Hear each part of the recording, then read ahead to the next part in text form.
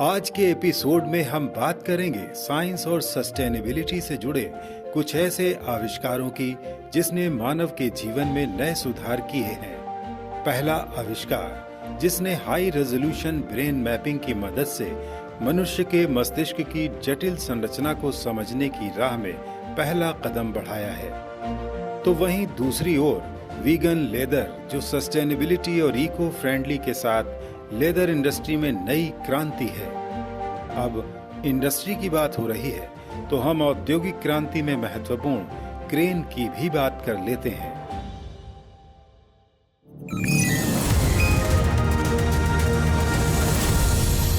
नमस्कार दोस्तों, विज्ञान, प्रौद्योगिकी और नवाचार से जुड़ी जानकारियों के कार्यक्रम ज्ञान विज्ञान में आपका स्वागत है। मैं हूं आपके साथ राकेश अंदानिया। आज हम बात करेंगे आईआईटी मद्रास के शोधकर्ताओं द्वारा विकसित 3D high resolution brain mapping के बारे में। जानेंगे कैसे बन रहा है लेदर का विकल्प वीगन लेदर, और बताएंगे मानव ने कब और कैसे सीखा क्रेन का इस्तेमाल करना। तो चलिए शुरू करते हैं जानकारियों का ये रोमांचक सफर।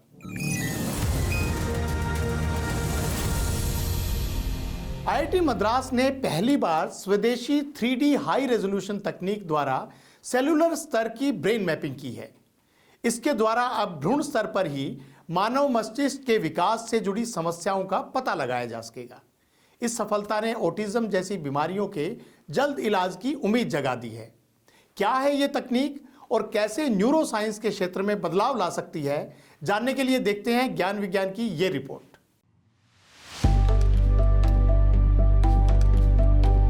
यूनिसेफ के आंकड़ों के अनुसार हर साल जन्म लेने वाले करीब 140 मिलियन बच्चों में लगभग 16 मिलियन बच्चे मस्तिष्क संबंधी विकारों से ग्रस्त होते हैं, जो कि भ्रूण विकास की बाधाओं से जुड़े होते हैं, जैसे ऑटिज्म जैसे विकार। जानकारों के मुताबिक अगर भ्रूण अवस्था में ही इन विकारों का पता चल जाए तो इन समस्याओं पर काफी हद तक काबू पाया जा सकता है। इसके समाधान की संभावना को बल दिया है भारतीय प्रौद्योगिकी संस्थान मद्रास के शोधकर्ताओं ने। यहाँ के सुधा गोपालाकृष्णन ब्रेन सेंटर ने मस्तिष्क की सबसे बारीक 3D हाई रेजोल्यूशन इमेज निकालने की तकनीक विकसित की और दुनिया में पहली बार सेल रेजोल्यूशन पर 5132 ब्रेन सेक्शन की डिजिटल इमेज तैयार करने में सफलता हासिल की है। हम दिमाग के अलग अलग हिस्सों में जूम कर पाएंगे। पूरे दिमाग से लेकर दिमाग का सबसे छोटे खंड तक, जिसे हम सेल या न्यूरॉन कहते हैं, वो सब देख पाते हैं। हमारी टीम ने ऐसे एडवांस्ड ब्रेन इमेजिंग और मैपिंग टेक्नोलॉजी प्लेटफॉर्म का विकास किया है जो एक बाल के 100वें हिस्से जितनी छोटी सेल और न्यूरॉन को भी देख सकते हैं। आज हम इंसान के जन्म के पहले सेकेंड ट्राइमेस्टर शिशु के डिटेल मैपिंग रिलीज कर रहे हैं, जिसका नाम है धारिणी। ये दुनिया का सबसे विस्तृत फीटल ब्रेन मैप है और भारत का पहला है। इस तकनीक से भ्रूण में विकसित हो रहे बच्चे के मस्तिष्क की सबसे सटीक मैपिंग की गई है, जो सबके लिए उपलब्ध होगा। अंतर्राष्ट्रीय साइंस पत्रिका जर्नल ऑफ कंपैरेटिव न्यूरोलॉजी में विशेष अंक के तौर पर प्रकाशित इस शोध के नतीजे तंत्रिका विज्ञान के क्षेत्र में उम्मीद की एक नई किरण माने जा रहे हैं। सेल्यूलर स्तर पर ब्रेन की मैपिंग भ्रूण अवस्था से किशोरावस्था तक मस्तिष्क विकास की निगरानी और समझ को बढ़ाने में काफी सहायक होगी, खासकर ऑटिज्म जैसे विकारों को समझकर उन्हें भ्रूण स्तर पर ही ठीक या कम किया जा सकेगा। आईआईटी मद्रास के सुधा गोपालाकृष्णन ब्रेन सेंटर को तंत्रिका विज्ञान के क्षेत्र में अत्याधुनिक शोध करने और सेलुलर स्तर पर मानव मस्तिष्क की मैपिंग करने के उद्देश्य से साल 2022 में स्थापित किया गया था। इतने कम समय में इस सेंटर की उपलब्धियों ने संस्थान को अमेरिका के एलन ब्रेन इंस्टीट्यूट के समकक्ष खड़ा कर दिया है। धारिणी मानव भ्रूण मस्तिष्क का अब तक का सबसे बड़ा, सबसे सटीक और सुलभ डिजिटल डेटाबेस है, जो पूरी दुनिया के तंत्रिका वैज्ञानिकों, चिकित्सकों को इस क्षेत्र में बेहतर समाधान विकसित करने में मदद करेगा।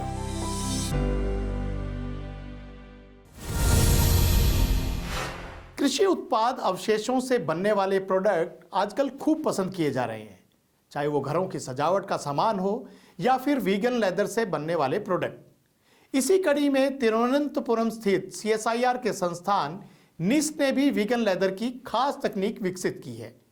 इस तकनीक के आधार पर चेन्नई की एक स्टार्टअप ने कई तरह के वीगन लेदर प्रोडक्ट बनाए हैं।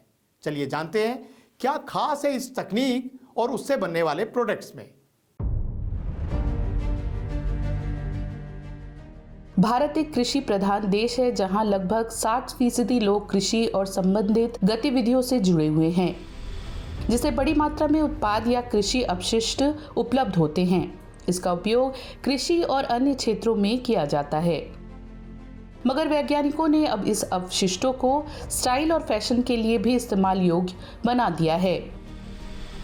त्रिवेंद्रम स्थित CSIR NIIST के वैज्ञानिकों ने विभिन्न कृषि अवशेषों और उप उत्पादों से वीगन लेदर बनाने की तकनीक विकसित की है। ये वीगन लेदर बाजार में मौजूद पारंपरिक लेदर की तुलना में ज़्यादा लचीला, अच्छी फिनिश, अच्छी जल प्रतिधारण गुण और तापमान प्रतिरोधक है। इस कारण से इसे बहुत पसंद किया जा रहा है। CSIR NIIST द्वारा विकसित इस तकनीक का उपयोग कर चेन्नई स्थित एक स्टार्टअप ने कच्चे माल जैसे आम के छिलके, गन्ने का अपशिष्ट, केले के तने और अनानास के अपशिष्ट, कैक्टस, जलकुंभी, मकई के छिलके, चावल से संबंधित अपशिष्ट और अन्य कृषि अवशेषों और उप उत्पादों का प्रभावी रूप से उपयोग करके वीगन लेदर से कई तरह के प्रोडक्ट्स बनाए हैं, जैसे जूते, जैकेट्स, बैग्स इत्यादि। To increase the income of the farmers also, plus to attain the fashion, we are trying to make a sheet look like leather. It is called vegan sheet from sugarcane waste of bagasse. So this we have got a joint venture with the MOU with NIST. So they have given the technology and we have worked on it, and we are able to make the vegan sheet which is 95% plant-based. And it is biodegradable.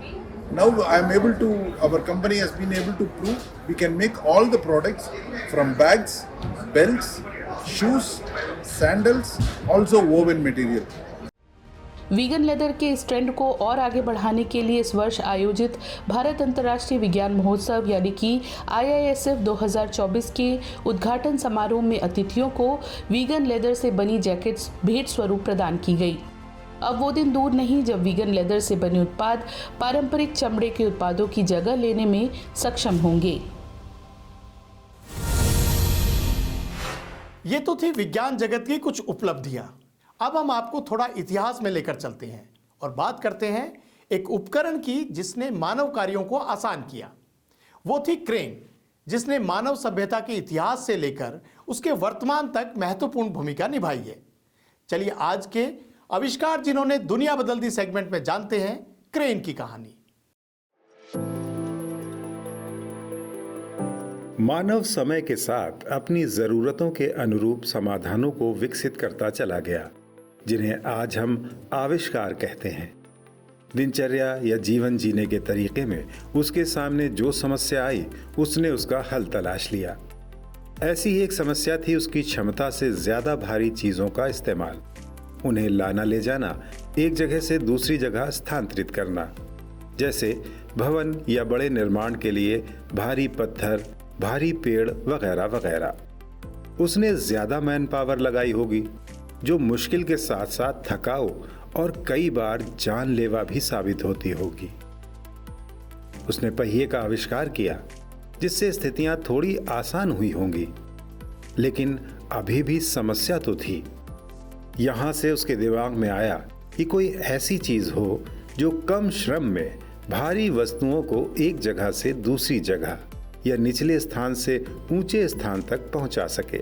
ये था crane का पहला idea. बहुत पुरानी जानकारी तो उपलब्ध नहीं है, लेकिन जहां से क्रेन का नाम आता है वो ईसा से 3000 साल पहले का समय बताया जाता है। ज्ञात इतिहास में मेसोपोटामिया में पहली मशीनीकृत क्रेन शैडूफ थी, जिसमें एक लीवर था और उसका उपयोग सिंचाई के लिए पानी उठाने के लिए किया जाता था।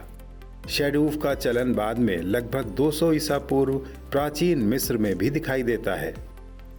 हालांकि लगभग 2500 साल ईसा पूर्व मिस्र में ही तैयार पिरामिड भी हैं। जिनमें हो सकता है भारी पत्थरों को ऊपर तक ले जाने में इसी तरह की किसी तकनीक का उपयोग किया गया हो। पर इतिहास में लगभग 6वीं शताब्दी ईसा पूर्व में ग्रीक इंजीनियरों द्वारा भारी पत्थरों को उठाने के लिए क्रेन का उपयोग करने का जिक्र मिलता है। उन्होंने एक साधारण लकड़ी के ढांचे का निर्माण किया जिसमें एक चरखी और रस्सी का उपयोग किया गया था, जिसे लोग खींचते थे और भारी पत्थरों को स्थानांतरित किया जाता था। मध्यकाल में यूरोप में बड़े पैमाने पर चर्च और किलों के रूप में बड़ी निर्माण परियोजनाएं चली, जिनमें क्रेन का व्यापक उपयोग हुआ। इसी समय क्रेन की डिजाइन और तकनीक में भी सुधार किया गया। लकड़ी की जगह लोहे ने ले ली। पुली यानी चरखी प्रणाली को और अधिक प्रभावी बनाया गया। औद्योगिक क्रांति के दौरान भाप के इंजन के आविष्कार ने क्रेन को और अधिक शक्तिशाली और प्रभावी बना दिया। अब मानव श्रम की जगह ज्यादा शक्तिशाली इंजन का उपयोग होने लगा। इस समय तक क्रेन का उपयोग कारखानों, बंदरगाहों और खानों में बड़े पैमाने पर होने लगा था। ये एक बड़ी क्रांति कही जा सकती है। आज के समय में क्रेन का उपयोग निर्माण, परिवहन और विभिन्न उद्योगों में व्यापक रूप से किया जाता है। आधुनिक क्रेन में हाइड्रोलिक सिस्टम, इलेक्ट्रिक मोटर और कंप्यूटर नियंत्रित प्रणाली का उपयोग किया जा रहा है, जिससे वो और अधिक शक्तिशाली और सटीक हो गए हैं। क्रेन का इतिहास मानव कौशल और तकनीकी का एक उत्कृष्ट उदाहरण है। ये दिखाता है कि कैसे सरल यांत्रिक उपकरणों ने समय के साथ विकसित होकर आधुनिक युग की जटिल मशीनों का रूप ले लिया।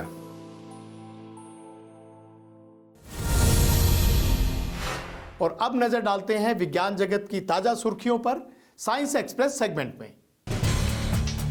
L university school of medicine के विशेषज्ञों की एक टीम ने जमीनी गिलहरियों के हाइबरनेटिंग रहस्यों को उजागर किया है। वैज्ञानिकों ने यह समझने की कोशिश की है कि गिलहरी अपने लंबे शीतकालीन प्रवास के दौरान बिना कुछ खाए पिए कैसे जिंदा रहती है। गिलहरी हर साल सर्दियों के दौरान 6 से 8 महीने तक हाइबरनेट करती है। इस नए प्रयास में शोध दल ने यह पता लगाने की कोशिश की कि यह कैसे संभव है। शोधकर्ताओं ने यह पाया कि गिलहरी के कुछ हार्मोन्स मूत्रवर्धक के रूप में कार्य करते थे, जो पानी को शरीर के अंदर रोकने में मदद करते थे।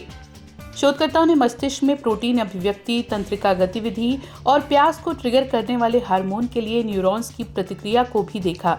उन्होंने पाया कि ऐसे न्यूरॉन्स उसी तरह प्रतिक्रिया करते थे जैसे वो उस समय करते थे जब गिलहरी हाइबरनेटिंग नहीं कर रही होती।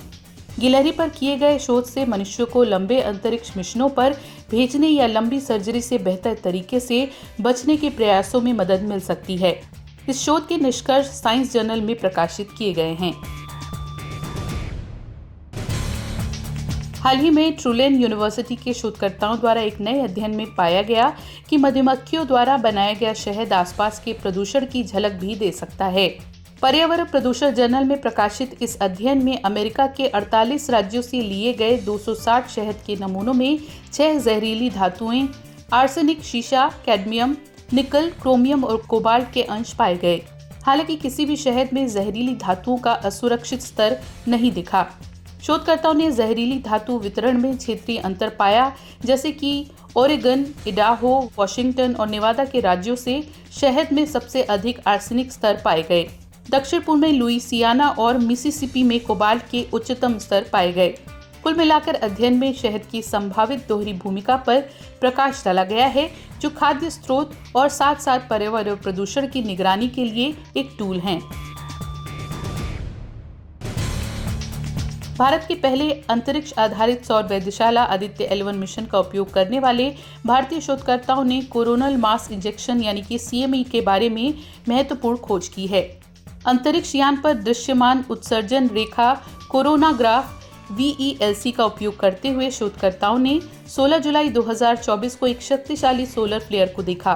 VELC ने वैज्ञानिकों को 5303 की वेवलेंथ पर उत्सर्जित हरे प्रकाश में सूर्य के कोरोना का अध्ययन किया, जो करीब 1 मिलियन डिग्री सेल्सियस के तापमान पर लौह परमाणुओं द्वारा उत्पन्न होता है।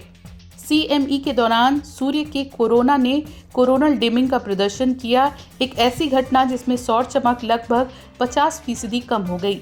यह स्थिति लगभग 6 घंटे तक बनी रही, जिससे सूर्य की गतिशील प्रक्रियाओं पर मूल्यवान डेटा प्राप्त हुआ।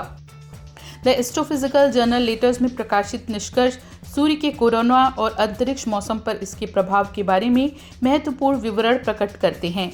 ये अवलोकन सौर गतिविधि और अंतर्ग्रहीय पर्यावरण पर इसके दूरगामी प्रभावों की हमारी समझ को आगे बढ़ाते हैं, जो भारत के सौर अन्वेषण प्रयासों में से एक महत्वपूर्ण उपलब्धि है।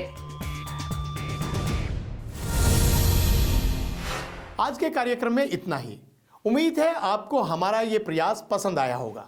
अगर आप हमारे साथ जुड़े रहना चाहते हैं तो हमारे इस चैनल को लाइक करें, सब्सक्राइब करें और अपने दोस्तों के साथ शेयर जरूर करें।